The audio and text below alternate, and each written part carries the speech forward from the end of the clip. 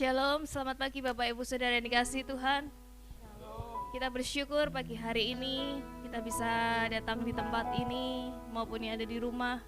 Kita semua dalam keadaan sehat, itu semua karena anugerah Tuhan. Amin. Kita mau naikkan ucapan syukur kita kepada Tuhan pagi hari ini. Kita mau menaikkan pujian penyembahan bagi Tuhan, sebab kasih setianya memelihara hidup kita sampai hari ini. Memang kita tidak dapat membalas kasih-Nya yang begitu besar dalam hidup kita, tapi kita mau lakukan bagian kita pagi hari ini dengan baik. Mari kita datang kepada Tuhan. Kita naikkan syukur kita kepada Yesus. Kami hendak bernyanyi bagimu Tuhan pagi hari ini. Kami mau bermazmur, kami mau memuliakan Engkau. Biar segala pujian penyembahan hanya bagimu Tuhan. Haleluya Yesus.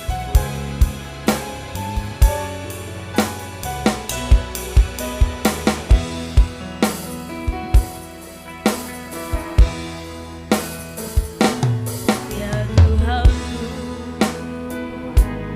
aku hendak bernyanyi bagimu selama ku hidup. Ya Allahku, aku hendak bermazmur bagimu selagi ku ada. Inilah yang ku renungkan setiap waktu. Naikkan pujian bagi Tuhan. Nyanyian pujian dan pengagungan kepadamu.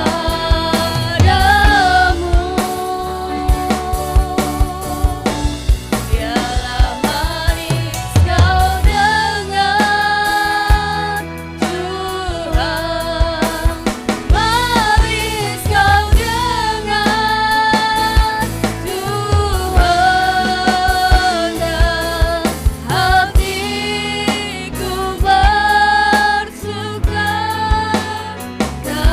karenamu. Biarlah setiap hati kami bersuka karena Engkau. Ya Tuhanku, aku hendak bernyanyi bagimu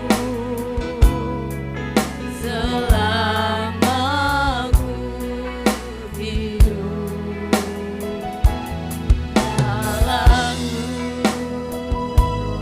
Aku hendak bermazmur bagimu selagi ku ada.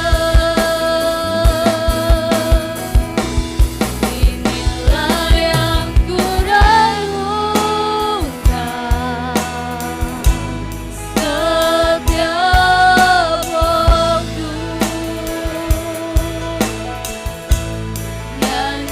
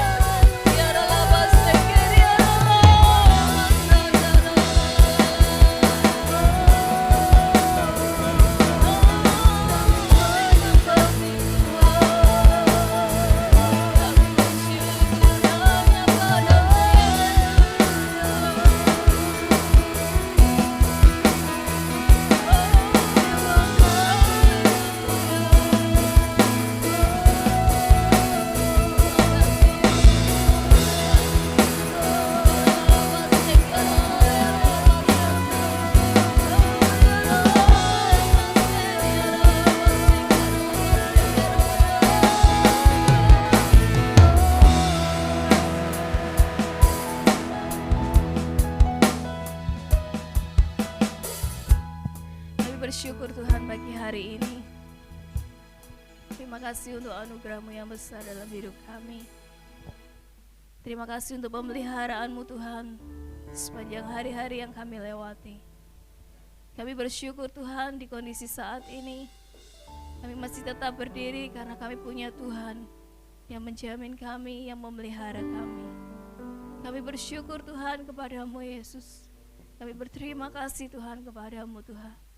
Dan kami percaya Engkau hadir tengah-tengah kami Tuhan pagi hari ini. Dan kami percaya Engkau memulihkan setiap kami. Terima kasih Tuhan, berkat-Mu nyata melimpah atas hidup kami. Dan ditambahkan semakin hari, semakin indah kasih setia-Mu dalam hidup kami. Kami mau memuliakan, kami mau meninggikan Engkau pagi hari ini. Biarlah ini semua menjadi persembahan yang harum bagi Engkau Tuhan. Terima kasih Tuhan, di dalam nama Yesus kami berdoa dan kami mengucap syukur. Haleluya, amin. Tuhan kita Tuhan yang luar biasa, amin. Bapak Ibu, kita percaya setiap roh yang tercurah di dalam hidup kita, roh yang menguatkan, roh yang memulihkan, roh yang menjadikan kita untuk tetap bersemangat di dalam menjalani hidup ini, amin. Mari kita pujikan Roh Kudus tercurah di tempat ini. Bersorak-sorak untuk Tuhan kita.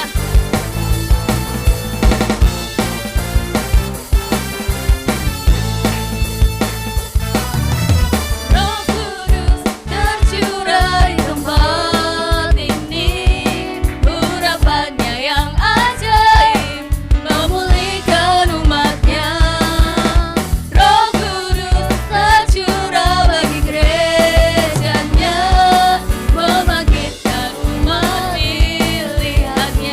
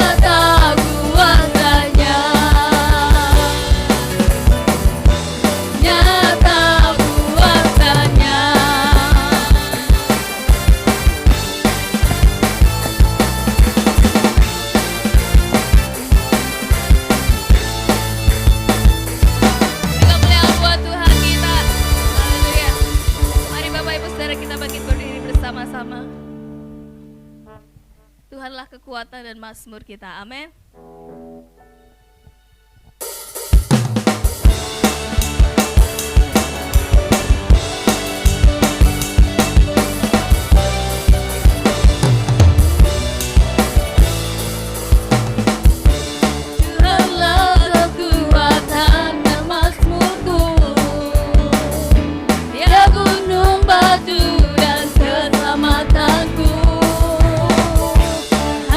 Padamu hatiku percaya, Kau menara dan kota perlindungan. Ku mau selalu bersyukur sebab cintamu padaku takkan pernah berubah. Hatiku percaya bahwa bumi bergoncang, gunung-gunung beranjak, namun kasih setiamu tak pergi dariku.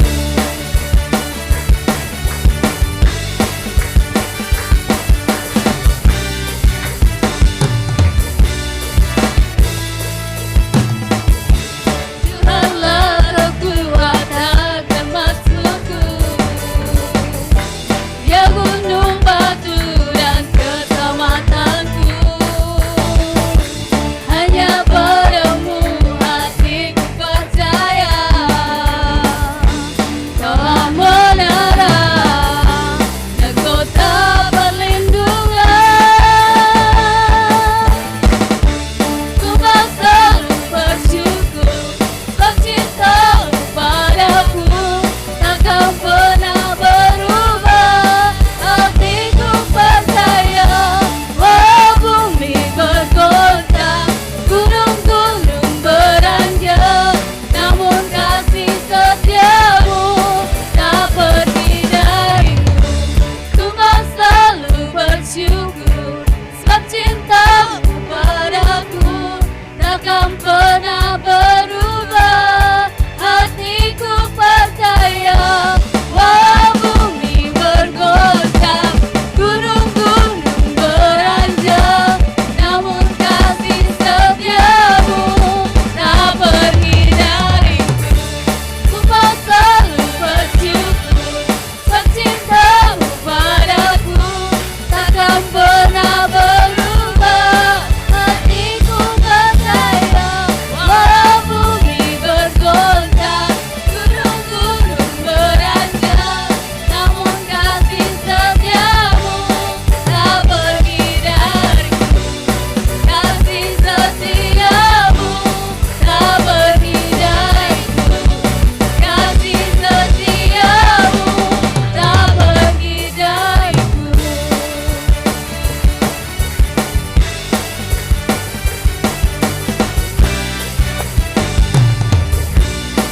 Haleluya, sungguh kasih setia Tuhan tidak pernah meninggalkan kita. Amin. Kita mau terima sukacita surga lebih lagi. Amin.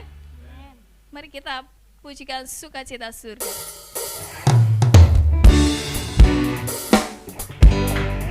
Mari bertepuk tangan buat Tuhan kita. Kita mau gerakkan tubuh kita untuk memuliakan Tuhan.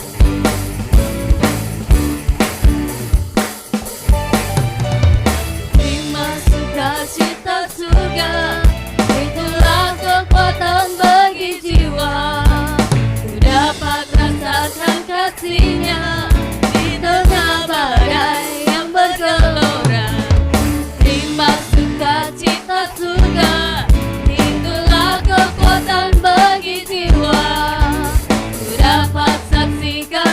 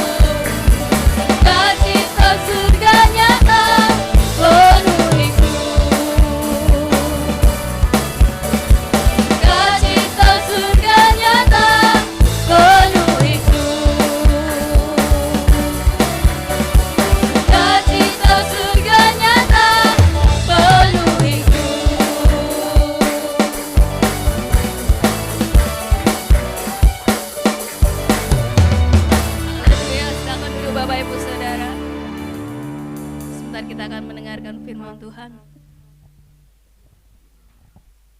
Terima kasih Tuhan, kami bersyukur pagi hari ini untuk rahmat-Mu yang besar atas setiap kami. Sebentar kami akan mendengarkan firman-Mu Tuhan.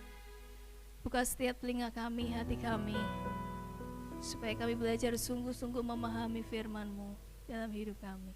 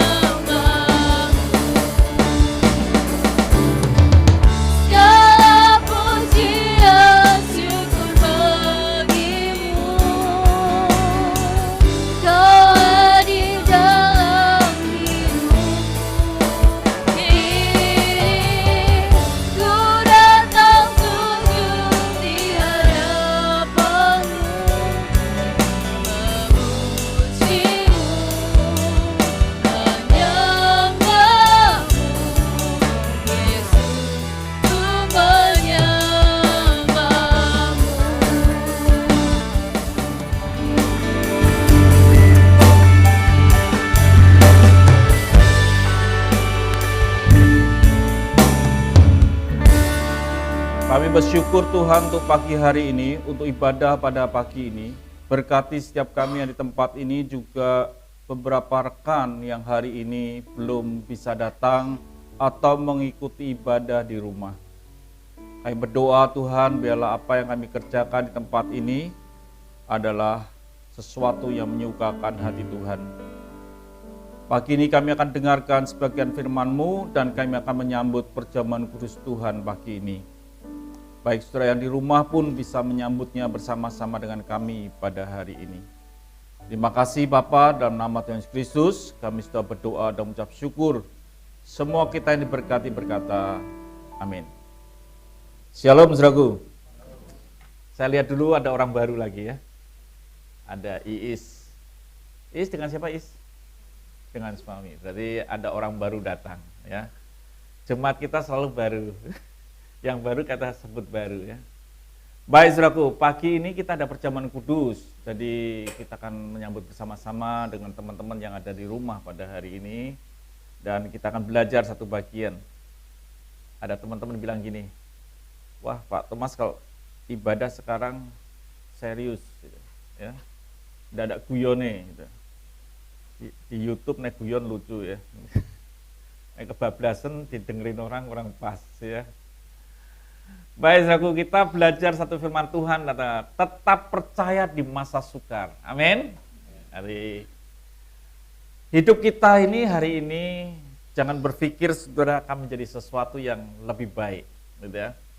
Karena Tuhan berkata pada akhir zaman akan ada masa yang apa? Sukar, masa sulit. Berarti saudara dan saya ini sedang berjalan hidup menghadapi masa yang sukar. Jadi kalau saudara mendekati bahkan mungkin tinggal di dalam masa yang sukar itu. Kalau kita berpikir kita ikut Tuhan supaya kita mendapat kebebasan, hidup senang, nonton TV, lihat dakor, drama Korea, lihat ini dan lain sebagainya, minum kopi, duduk tenang-tenang, mati masuk surga, itu kira-kira salah besar. Saudara akan kecewa kalau saudara berpikir bahwa ikut Tuhan tidak ada masalah, gitu ya. Kalau saudara berkata, kalau aku ikut jalan Tuhan dan aku ikut apa yang Tuhan katakan, hidupku tidak ada masalah, itu salah besar. Kita akan belajar dan kita akan beri tema tetap percaya di masa sukar. Baik saudaraku, kita akan lihat satu ayat firman Tuhan pada pagi hari ini di dalam Markus, saudaraku. Di dalam Markus. Bukan Markus ya, Matius 14 ayat yang ke-22. Oke, kita akan baca sama-sama saudaraku. Matius 14 ayat yang ke-22. Kita akan baca saudaraku 1, 2, 3. Sesudah itu Yesus segera memerintahkan murid-muridnya naik ke perahu dan mendahulunya seberang. Sementara itu ia menyuruh orang banyak pulang. Kisah ini adalah kisah di mana Yesus itu menyuruh murid-muridnya pergi naik perahu dan di tengah jalan, di tengah-tengah laut itu atau danau itu ada gelombang angin yang begitu rupa yang mau menenggelamkan perahu murid-muridnya. Ini kisahnya seperti itu. Yang saya ingin katakan bahwa temanya ikut Tuhan tidak selalu bebas masalah. Artinya bahwa murid-muridnya itu disuruh oleh Tuhan, diperintahkan Tuhan, didorong oleh Tuhan, bahkan Tuhan yang nyuruh, "Dah kamu pergi dulu." Dan murid-muridnya taat juga pergi dulu. Dan saudaraku dikasih Tuhan, di tengah jalan ada masalah yang dihadapi. Di tengah-tengah perjalanan yang Tuhan suruh itu, ternyata ada masalah yang dia hadapi. Jadi jangan berpikir kalau kita sudah mengikuti perintah Tuhan, lalu semuanya clear, tidak ada masalah. Jadi apapun yang terjadi dalam hidup kita, bahwa setiap kita, walaupun kita mengikuti perintah Tuhan itu pasti ada masalah. Ya, kita akan lihat satu ayat lagi yang berikutnya. Matius 10 ayat yang ke-16. Kita akan baca sama-sama 1, 2, 3. Lihat aku mengutus kamu seperti domba di tengah-tengah serigala. Sebab itu hendaklah kamu cerdik seperti ular dan tulus seperti merpati. Yang Tuhan perintahkan bahwa kita ini bukan aku mengutus engkau di rumah makan otong gitu ya, lumayan ya. Aku mengutus engkau di tengah-tengah serigala. Domba di tengah-tengah serigala. Kalau saudara singa di tengah-tengah serigala, is oke. Tapi kalau saudara ini domba di tengah-tengah serigala, ini tidak oke, pasti tidak oke. Tapi Tuhan katakan bahwa kamu perlu cerdik seperti ular, perlu tulus seperti merpati. Jadi saudara kasih Tuhan, di dalam hidup kita ini pasti ada masalah. Tetapi itu bukan kita berarti harus lari dari masalah itu, tapi kita harus maju dalam masalah itu. Dikatakan di dalam firman Tuhan, bukan di firman Tuhan, di Watchmeni mengatakan, kita akan baca saudaraku sama-sama yuk. Di Watchmeni ini mengatakan, kita baca yang merah saja. Oke, 1, 2, 3. Seorang pemimpin yang hebat dilihat dari beberapa banyak masalah yang sudah dilalui dan juga ia selesaikan. Seorang yang hebat adalah bukan orang yang tanpa masalah, tetapi orang yang hebat adalah orang yang punya masalah dan setelah masalah itu kita lalui dan kita selesaikan. Itu orang hebat, gitu ya. Jadi hebat itu adalah orang seperti itu. Satu kali saya berjalan dengan Dika, saya itu kalau pagi berjalan dengan dia ya, cari keringat itu sambil ngobrol kiri kanan. Selalu obrolan yang saya sampaikan pada dia gini, dia di rumah dia itu ada warungnya, ada yang tertutup, belum pernah terbuka atau pernah terbuka. Jadi, tapi saya tahu waktu itu buka warungnya, tapi masih tertutup. Belum pernah terbuka, tapi sudah mulai terisi. Ya, sudah. Tidak tahu, sudah tertutup berapa lama saya tidak tahu, tapi mungkin bertahun-tahun tertutup. Saya tanya dia, kamu gini aja, kamu buka warung ini. Kamu bersih, kamu buka, kasih minyak itu, kere-kerenya itu yang karatan, buka. Kalau kamu tutup, hanya ada satu hal, pasti tidak payu. Gitu. Tapi kalau kamu buka, pasti ada dua hal, tidak payu atau payu. Buatlah dalam hidup kita itu ada dua option, di mana payu atau tidak payu. Jadi kalau jika kamu tutup, berarti tidak payu, pasti. Ya mungkin payu 1, 2. Tapi kalau kamu buka, ada banyak kemungkinan. 1 payu, 1 tidak payu. Gitu. Yang kedua, rumahmu akan terbuka. Gitu. Kelihatan seger, buka tutupan, kayak takut ditagih hutang. Gitu. Kayak seger, gitu. Buka. Gitu. Saya ngobrol sama dia seperti itu. Sehari, 2 hari, juga tidak dibuka. Ya. Ya belum lah juga. Saking jengkelnya saya rangkul dia. Saya kasih kamu deadline. Kapan yang buka? Kesuwen ya. Kapan kamu buka? Apa kesulitannya? Gitu. Lalu saya tanya, deadline-nya apa? Akhir bulan. Ini udah akhir bulan. Akhir bulan Juni, Juli. Mesti sebulan lagi sudah deadline-nya. Saya enggak tahu nih. Kenapa lama banget ya? Baru ujian, buka. Gitu. Lalu saya bilang pada dia, kalau kamu buka, apa keuntungannya selain bukan uang? Gitu. Harus bisa ditemukan. Kalau aku buka, belum dapat uang loh, keuntungannya apa? Nggak tahu, saya lupa nyebut berapa hal ya. Dia lupa. Yang satu, rumahnya tidak tertutup. Yang dua, tonggonya tidak ngasih pakaian-pakaian atau buang-buang sampah enaknya. Yang ketiga, ya pokoknya ada kerjaan. Ya, salah satu dia seperti itu. Jadi sudah kasih Tuhan, belum ada uang aja sudah ada untungnya. Gitu? Belum ada uang loh. Belum ada orang beli aja sudah ada untungnya. Apalagi ada orang beli, sudah ada keuntungan yang keempat. Gitu.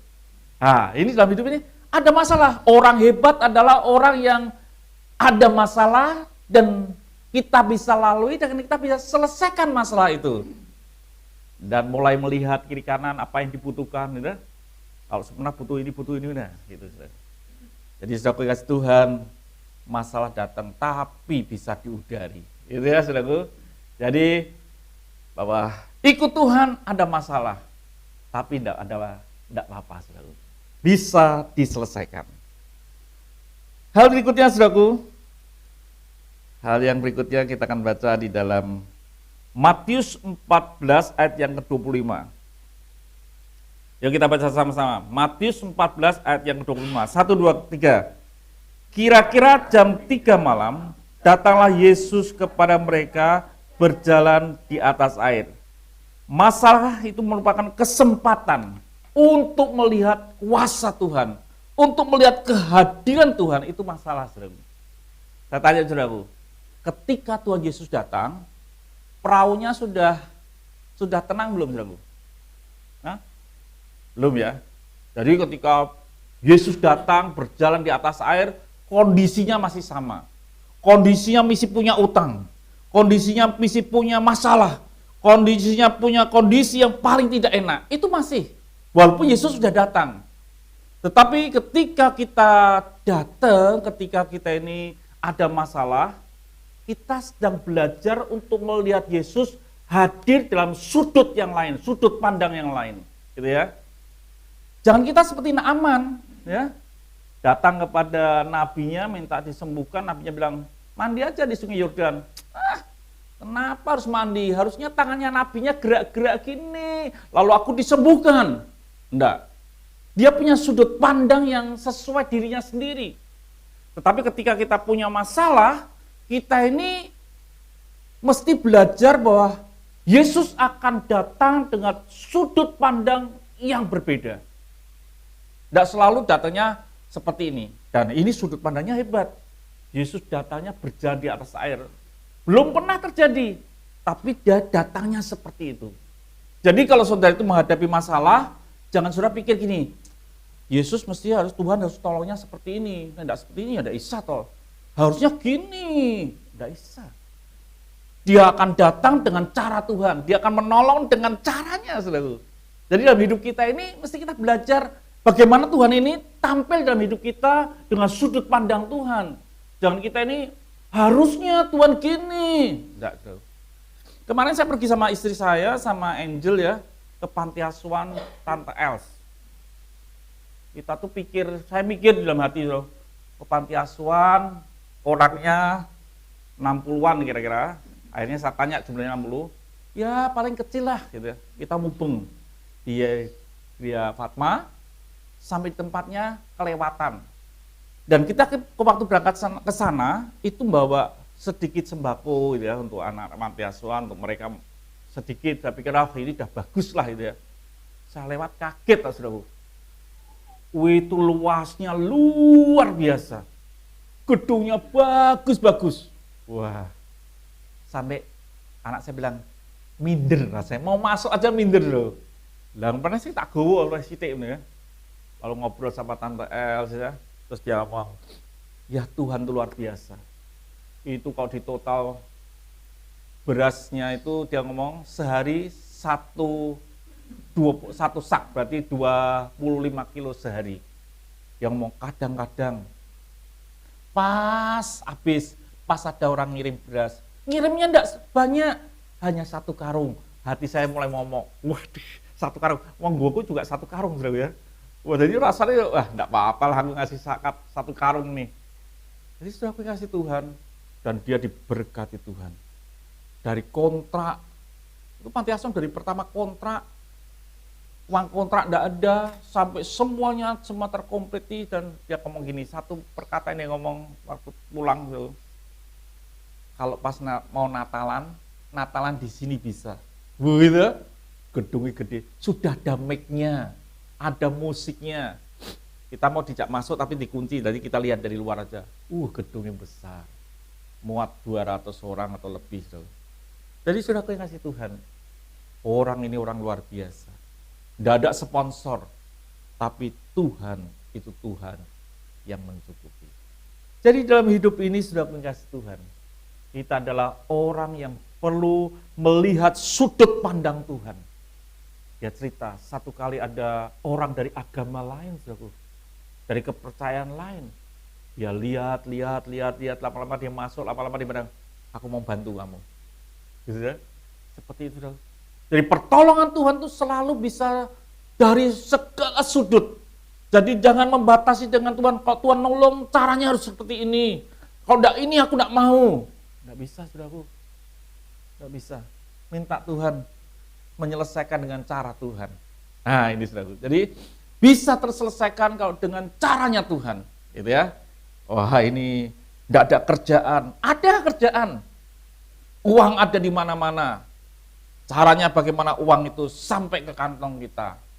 Kalau saya lewat di rumahnya Pak Nathan, sebelum sampai ke rumah Pak Nathan, lihat kanan itu atau lihat kiri, waduh, itu hanya rosokan saja.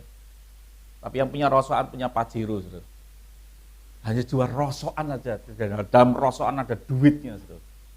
Jadi saudaraku yang kasih Tuhan, kalau kita mau melewati, jadi kalau ada masalah, lewati aja masalah itu. Selesaikan masalah itu, jangan mundur.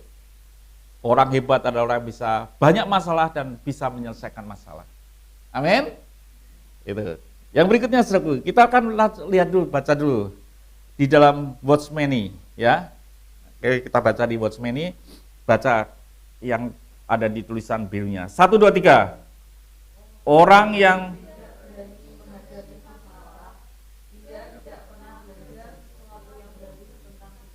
ya. Watchman berkata, orang yang tidak berani menghadapi masalah, ia tidak pernah belajar sesuatu yang baru tentang Tuhan. Jadi ketika masalah datang, ya Pak Donald ya, ini Pak Donald sedang belajar tentang Tuhan sesuatu yang baru. Nah, luar biasa enggak? Tentang Tuhan sesuatu yang baru. Dan saudara pikir, Pak Thomas ini uangnya banyak. Istri saya tidak tahu jumlahnya berapa ya, tapi yang jelas bahwa uang itu kasih kalong. Apalagi COVID seperti ini, kalong terus-terusan, tapi enggak, biar aja kalong. Sudah. Kita tidak hidup bersandar dengan jumlahnya uang, kita tidak hidup bersandar dengan ada sponsor, APCC, tidak ada.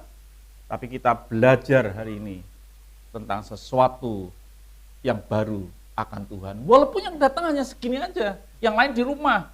Dan saya tidak pernah bawa kolektor pergi ke rumah masing-masing. Ayo kolektornya, jangan nonton TV toh, jangan nonton YouTube toh, ini kolektornya mana? Enggak, tak perlu, saudara. Tuhan kita adalah Tuhan yang hidup, yang bisa menyelesaikan. Amin. Oke, kita baca di Matius 14 ayat yang ke-28. Kita baca sama-sama, Matius 14 ayat yang ke-28. 1, 2, 3. Lalu Petrus berseru dan menjawab dia, Tuhan, apabila engkau itu, suruhlah aku datang kepadamu berjalan di atas air. Hanya Petrus yang mau menyambut kehadiran Tuhan dengan cara yang lain.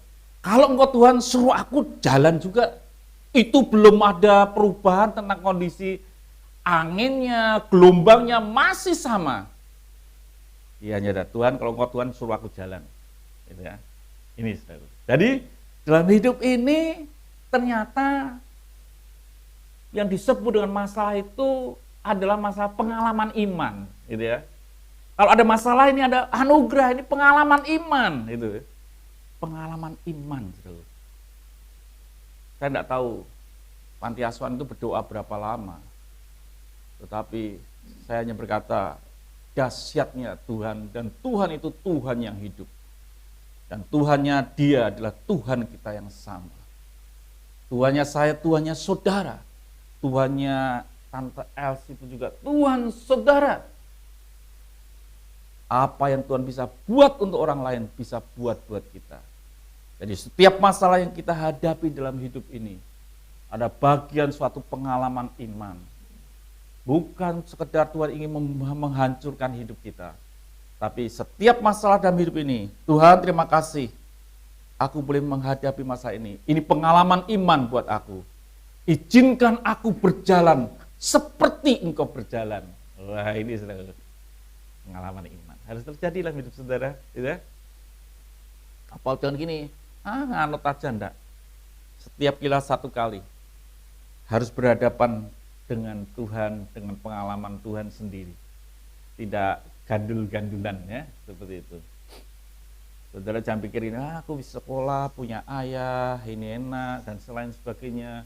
Saya punya teman, mungkin beberapa teman tahu di tempat ini, ya satu kali anaknya ke Jerman, sekolah, seneng, ayahnya masih ada, komplit, tapi ketika di Jerman, ayahnya meninggal, karena jatuh dari pesawat. Dari mana dia bisa hidup? Hanya iman kepada Yesus Kristus yang membuat dia bisa tetap berjalan dan mengasihi Tuhan sampai hari ini. Yang berikutnya saudaraku, kita lihat, kita baca Matius 14 ayat ke-30. Sama-sama saudaraku. 1, 2, 3.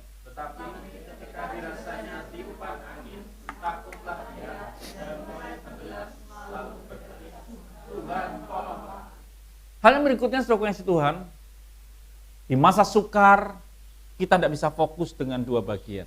Jadi kita tuh tidak bisa fokus dengan dua bagian, fokus dengan salah satu, gitu ya. Jadi kalau kita fokus baik Tuhan, jangan fokus baik Tuhan, baik manusia, tidak bisa.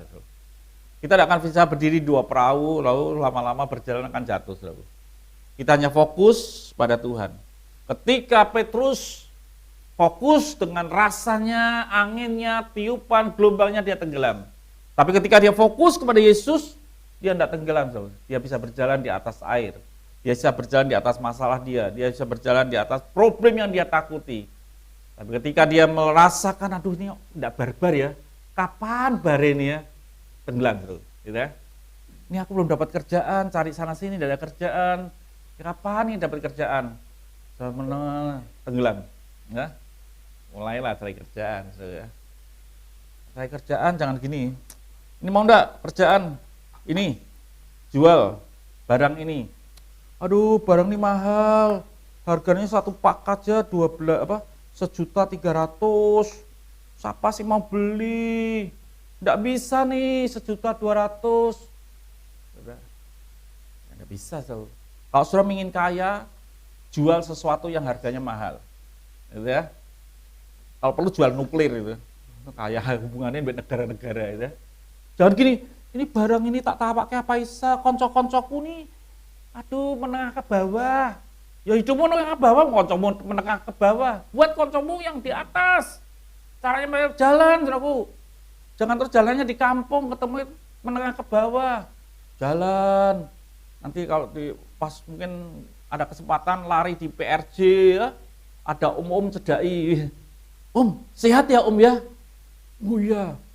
Ini tidak ada sakit om. Babil lari gini, om kita tidak mungkin lari ya, jalan ya paling ya. Kita yang, mana ya om ya, sehat nih. Omnya tetap kelihatan seger nih. Dia omong pada petang wajah loyo naiknya seger ya. Luar biasa. Ada sakit ya om? Oh enggak ada, cuma sedikit kena gula. Orang tua kena gula enggak apa? Om ada obat luar biasa. Ini om obatnya. Kamu minum ini, gula sudah akan standar. Waduh. Mosok? Oh om enggak tahu lah. Yang etap sedikit lah saudaraku, etap nomor 1 ya. Sampaikan ya. Masa om, ya om enggak usah belilah. Om punya HP nomor berapa? Tolong kasih saya. Sewaktu-waktu om atau saya punya kartu nama kasihkan. Panggil om.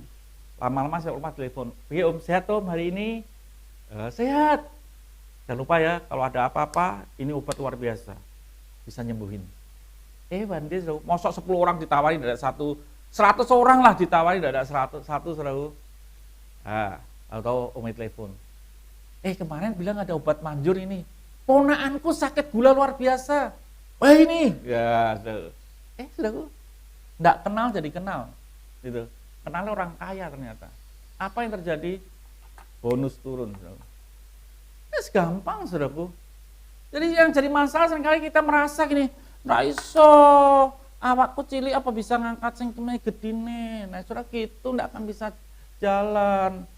Ini, bisa. Bersama dengan Tuhan, bisa. Saya ngomong sama Dika ya, kalau kamu buka warung jangan pikir, Pak Thomas yang sebelah ini warung kok sudah, ini warung nih sudah warung kopi, masuk kita buat warung kopi, enggak apa-apa saudaraku. Tapi ingat ya, kalau dia buka warung kopi, harga 5.000, jangan sudah bilang, gen orangnya lari ke aku, harga 2.500. Itu salah, bangkrut saudaraku. Itu namanya saudara sedang mengandalkan kekuatan saudara sendiri. Dia jual 5.000, sudah jual 6.000. Gitu. Sudah benar yakin, berkat itu datang dari Tuhan. Gitu. Jangan bilang, waduh, dia nak 5.000 aku 6.000 apa payu. Lah, apa payu ya jelas, payu sudah tidak mengandalkan Tuhan ya. Coba sudah mengandalkan.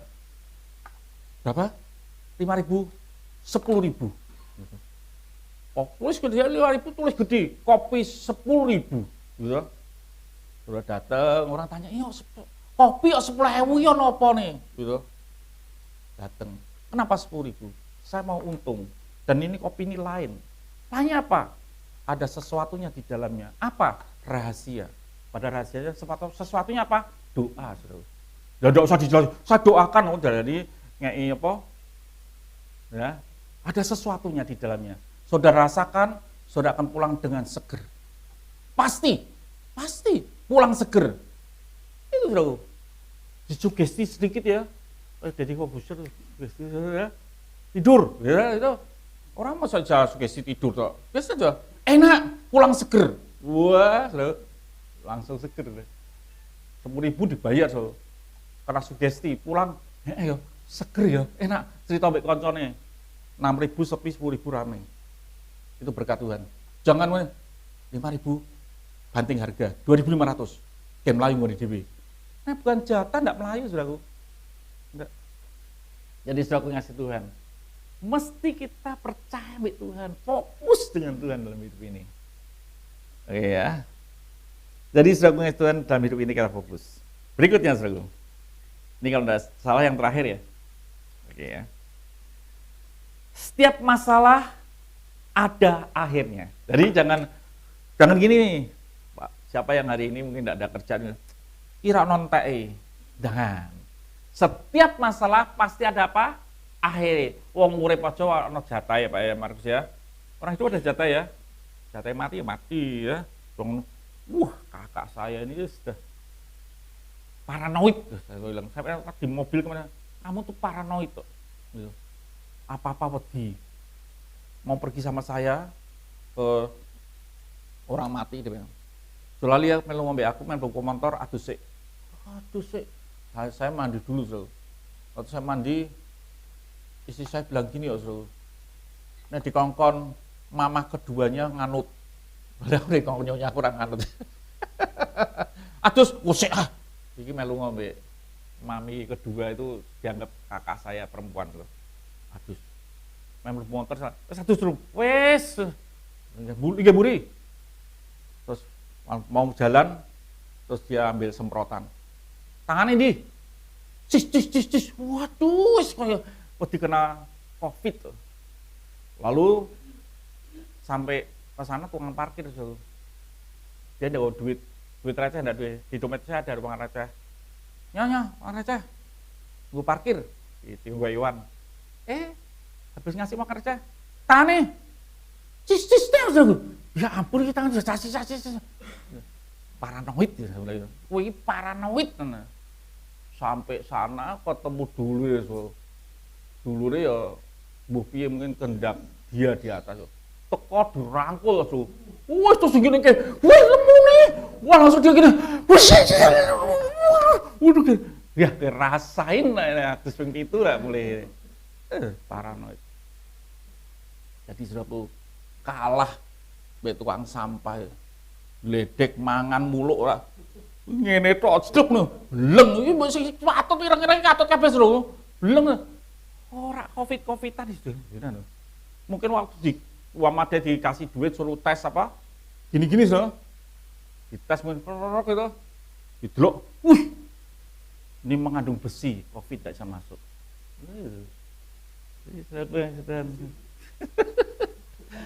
Setiap masa. Kita baca ya, Saudaraku. 1, 2, 3. Lalu mereka naik ke perahu dan angin pun redalah. Nah, ini baru reda, Saudaraku. Ternyata segala masalah ada akhirnya. Baru reda. Setelah Yesus masuk ke perahu, baru mandek. Ini baru reda. Ya. Kita baca 1, 2, 3. 1, 2, 3.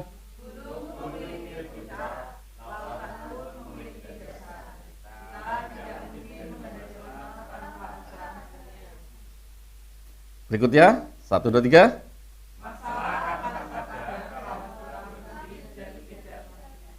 Jadi kalau masalah itu akan ada kalau saya mandek masalah. Jalani aja. Semuanya akan berakhir pada waktunya. 1, 2, 3 yang terakhir.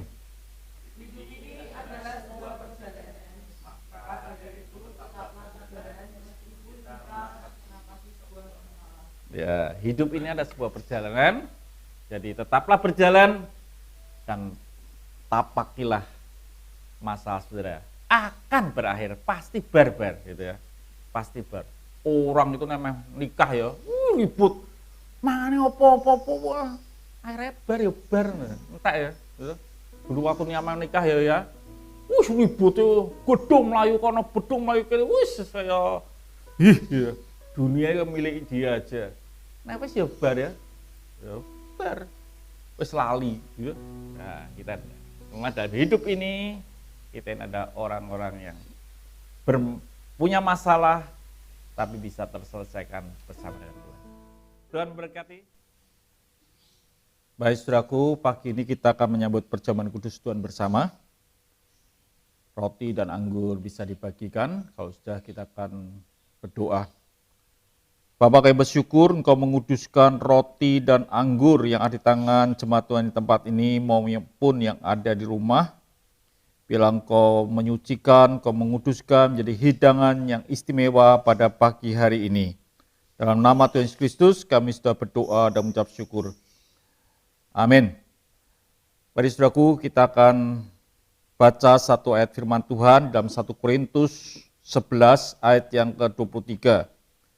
Sebab apa yang telah kuteruskan kepadamu telah aku terima dari Tuhan, yaitu bahwa Tuhan Yesus pada malam waktu ia diserahkan, mengambil roti, dan sesudah itu ia mengucap syukur atasnya.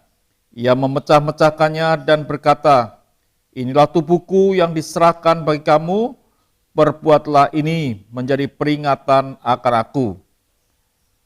Kita akan angkat roti ini di tangan kanan kita. Bukankah roti yang kita pegang indah tubuh Kristus yang di tangan kita? Kita akan nikmati sama-sama dalam nama Tuhan Yesus Kristus.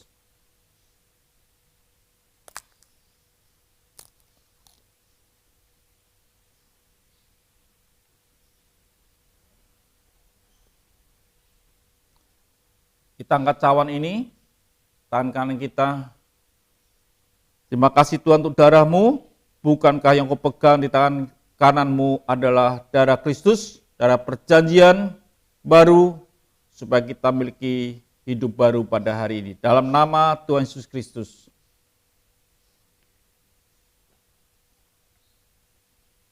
Mari saya undang jemaat berdiri bersama-sama, kita akhiri kepada kita pada pagi hari ini.